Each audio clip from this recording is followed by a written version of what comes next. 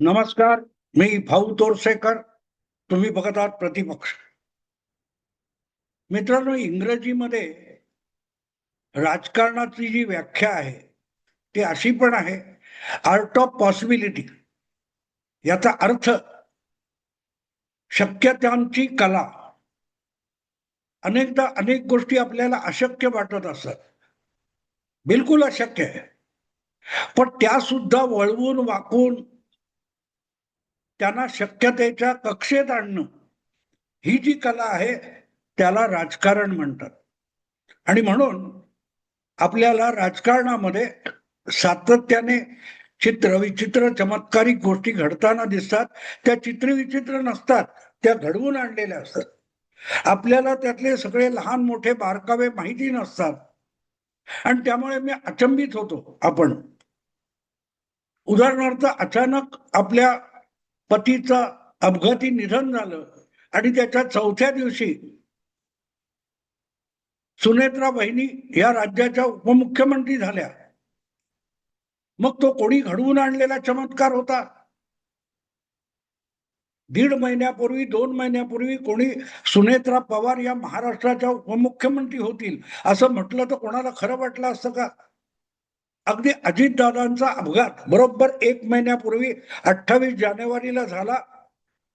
त्यानंतर 2-4 तासामध्ये कोणीही बोललं असतं की आता त्यांच्या जागी सुनेत्रा वहिनी उपमुख्यमंत्री होतील, तर कोणाला खरं वाटलं असतं का? अशक्य वाटलं असतं. पण ते अशक्य शक्य झालं, यालाच तर राजकारण म्हणतात. आणि अजूनही हे सगळं घडवून आणणारा बोलविता धनी कोण आहे? कोणी यातल्या अनेक चाली खेळलेल्या आहेत, कोणी कुठले डाव खेळले याचा अजिबात पत्ता अनेक पत्रकारांना माध्यमांना लागलेला नाही. म्हणून ते हत्ती आणि अंध म्हणतात तसं चाचपडणं चालू आहे. चाचपडणं चालू आहे. इव्हन अनेक राजकीय नेत्यांना सुद्धा त्याचा अंदाज आलेला नाही. शरद पवारांसकट त्यांच्याही पक्षातल्या अनेक नेत्यांना आणि स्वतःला फार मुरब्बी आणि धूर्त समजणाऱ्यांना सुद्धा नेमकं या महिन्याभरात घडलं काय त्याचा पत्ता लागलेला नाही.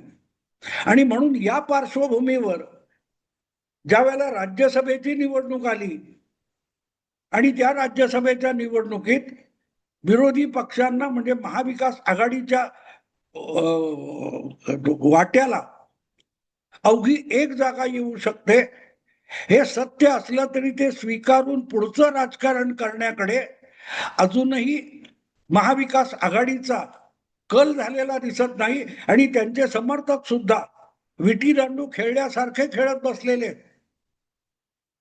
आणि मग या पार्श्वभूमीवर जेव्हा मी आजचा हा व्हिडिओ बनवतोय आणि त्याचं शीर्षक आहे की शरद पवार देवा भाऊचे उमेदवार, हे शीर्षक बघून सगळ्यांना वाटेल काय बोलतो हा माणूस, भाऊला वेड लागलं की काय? शरद पवार आणि देवेंद्र फडणवीसांचे उमेदवार गेल्या 10-12 वर्षापासून महाराष्ट्राच्या राजकारणामध्ये 2014 नंतर ज्या 2 दिग्गजांची राजकीय लढाई समोरासमोर किंवा अपरोक्ष चालू आहे, असे 2 लोक या राज्यसभा निवडणुकीमध्ये एकत्र येऊन काही करतील, ही शक्यता कोणाला वाटते का? अजिबात शक्यता वाटणार नाही. पण तिथेच सुरू होतं ते राजकारण, आर्ट ऑफ पॉसिबिलिटी. आता याच्या शक्यता काय आहेत त्या शोधल्या पाहिजेत. ज्या देवेंद्र फडणवीसांना अल्पमताचं सरकार बनवण्यासाठी परस्पर 2014च्या विधानसभा निकालानंतर बिनशर्त पाठिंबा शरद पवार जाहीर करतात आणि उद्धव ठाकरेंची बार्गेनिंग पॉवर कमी करतात. 2019 मध्ये स्पष्ट बहुमत युती म्हणून मिळालं असताना उद्धव ठाकरेंना मुख्यमंत्री पदाची लालूच दाखवून जे शरद पवार देवेंद्र फडणवीसांना सत्तेपासून वंचित ठेवत 2.5 वर्ष विरोधी पक्षनेतेपदी बसवतात, असे शरद पवार वेळोवेळी देवेंद्र फडणवीसांना अडचणीत आणण्यासाठी आपलं डोकं वापरत असतात. तेच शरद पवार आज एका राज्यसभा निवडणुकीसाठी खुद्द त्याच देवेंद्र फडणवीसांना शरण जातील का? पटकन नाही असंच उत्तर आहे. पण प्रश्न असा आहे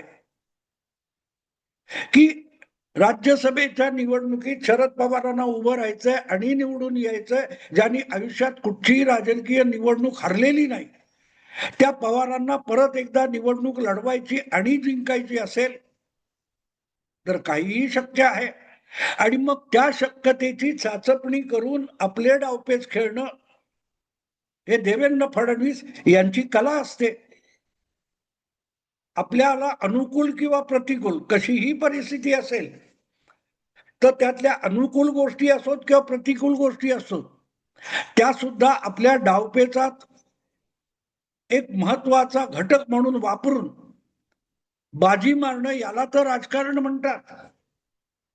आणि म्हणून आज महायुतीमध्ये महाविकास आघाडीमध्ये जी अवघी एक जागा मिळणार आहे, त्यावरून जे रणकंदन माजलेलं आहे, ते रणकंदन माजण्यासाठी चूड लावणारा माणूस कोण आहे ते बारकाईने बघा. मग तुम्हाला कळेल की तो कळीचा नारद खुद्द देवेंद्र फडणवीस आहेत. मी यापूर्वी एक व्हिडिओ केलाय देवेंद्र फडणवीसांचे एक सूचक विधान आणि महाविकास आघाडीमध्ये पळापळ. आकडे गेल्या महिन्याभरामध्ये किंवा 15-20 दिवसामध्ये आमदारांचे आकडे काय आहेत, त्यांच्या बेरजा कशा होतात, वजाबाक्या कशा होतात, गुणाकार भागाकार कसे होतात, हे सगळ्यांनी समजावून सांगितले. पण याची सुरुवात कुठून झाली? ज्या वेळेला या राज्यसभेच्या 7 जागांच्या निवडणुकांची घोषणा झाली, त्यानंतर फडणवीसांनी एक जे वक्तव्य केलं की एक जागा त्यांची आहे, त्यांचं त्यांनी ठरवावं. आणि तिथेच महाविकास आघाडीमध्ये त्या एका जागेसाठी चढाओढ सुरू झाली. विसरून गेले सगळे की आपण भाजपला हरवण्यासाठी एकत्र आलेलो आहोत. मग त्यामध्ये उबाठा जिंकला, काँग्रेस जिंकली किंवा शरद पवार गट जिंकला, तरी हरणारा भाजप असेल याचा सगळ्या महाविकास आघाडीच्या नेत्यांना आणि त्यांच्या समर्थक विश्लेषकांना विसर पडलेला आहे. आता आपण दुसरीकडे येऊ. मी हे शीर्षक देण्याचा हेतू काय, तर ती जागा फोडाफोड करून सुद्धा 7वी जागा देवेंद्र फडणवीस महायुतीसाठी जिंकून देऊ शकतात याचा त्यांच्या विरोधकांमध्ये जास्त विश्वास आहे. ऑपरेशन लोटस होईल, ऑपरेशन धनुष्यबाण, काय काय नावं दिली जात आहेत. पण एक मुद्दा असा येतो की तशी वेळ येण्याचं कारण काय? महाविकास आघाडीच्या 3 पक्षांमध्ये आपापला स्वार्थ जागवून आपसात भांडणं कोणी लावली याकडेही जरा बारकाईने बघा. ती जागा तुमची आहे, तुम्ही ठरवा, असं जेव्हा देवेंद्र फडणवीस म्हणाले तेव्हा ती जागा आपल्यालाच मिळावी म्हणून 3ही पक्षामध्ये भांडणं आणि चढाओढ सुरू झाली. प्रत्येक जण आपापले दावे एकमेकांना सांगण्यापेक्षा माध्यमात येऊन मांडायला लागले. पण इथे शरद पवार हे देवेंद्र फडणवीसांचे उमेदवार कसे होऊ शकतात हे समजून घेतलं पाहिजे. आणि तुम्हाला आठवत असेल तर आले देवाजीच्या मना या शीर्षकाखाली मी यापूर्वीच एक व्हिडिओ केलाय.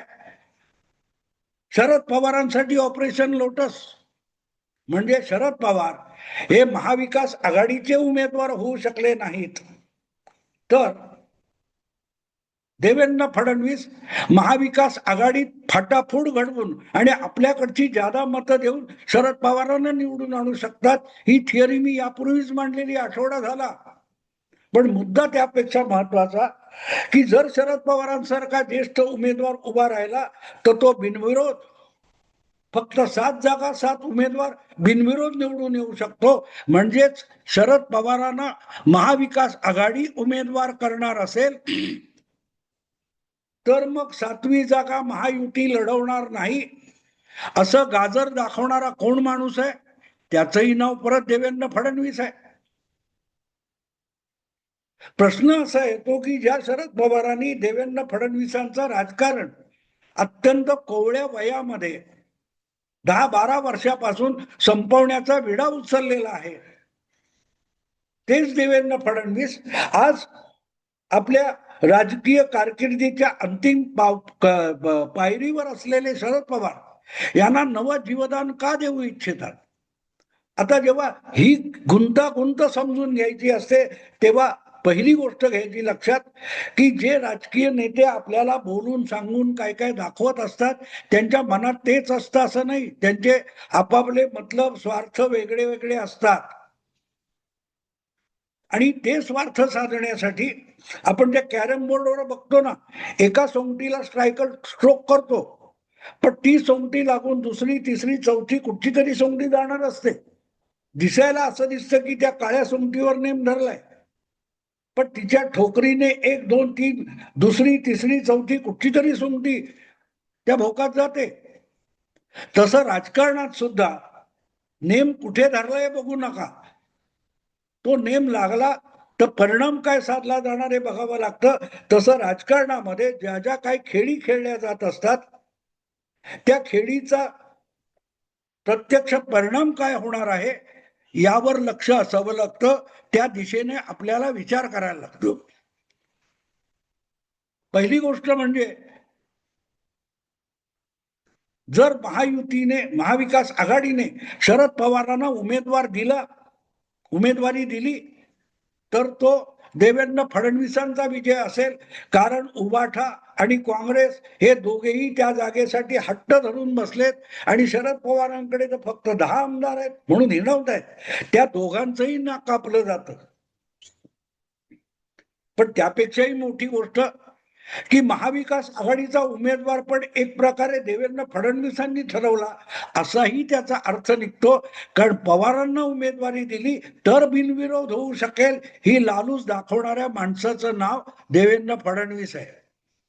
राजकारण कसं असतं बघा, पवारांना आपल्या राजकीय डावपेचामध्ये महाविकास आघाडीला नामोहरम करण्यासाठी पवारांना देवेंद्र फडणवीस एक प्रकारे आपलं प्यादं मोहरं बनवत आहेत. किती विचित्र राजकारण असतं बघा.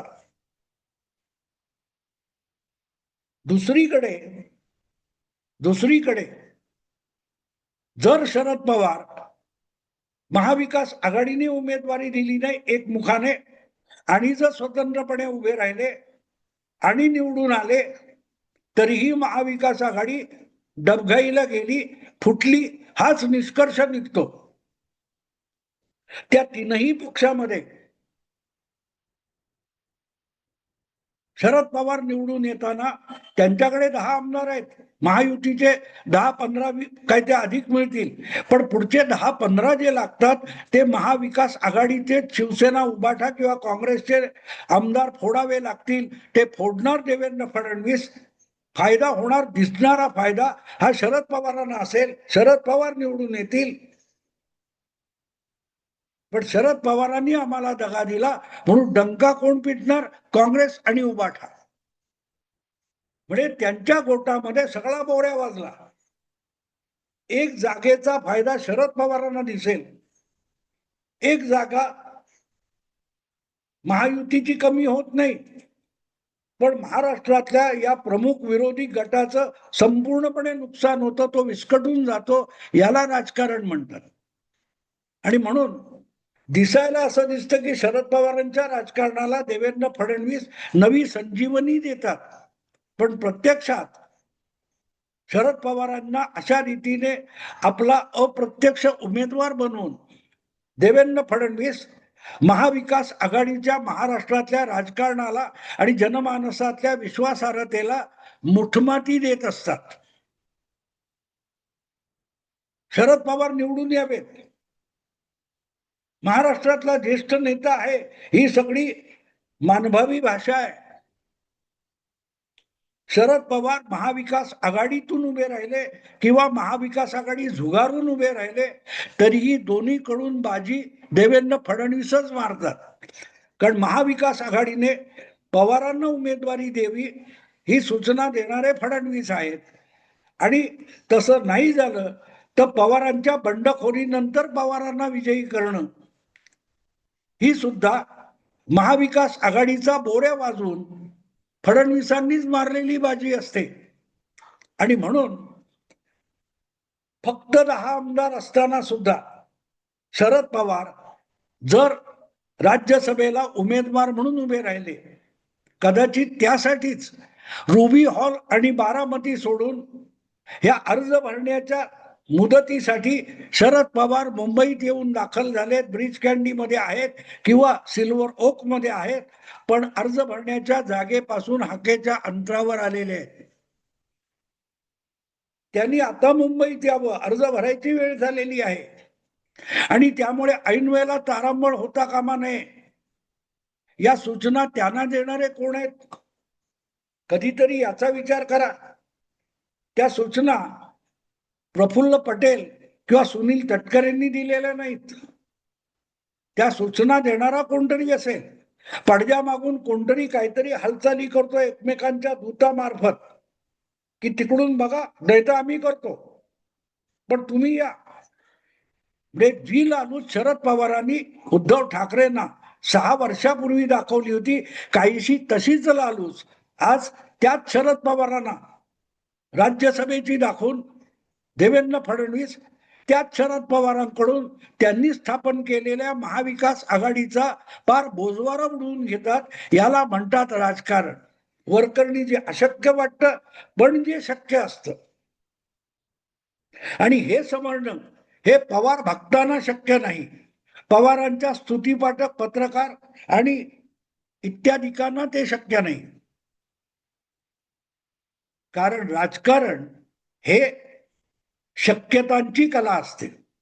अशक्य आणि प्रतिकूल किंवा अनुकूल या सगळ्या परिस्थितीमध्ये आपल्याला उपयुक्त ठरतील अशा गोष्टी बघणं, शोधणं आणि त्यातून आपल्यासाठी संधी निर्माण करणं आणि ती संधी साधणं म्हणजे राजकारण असतं.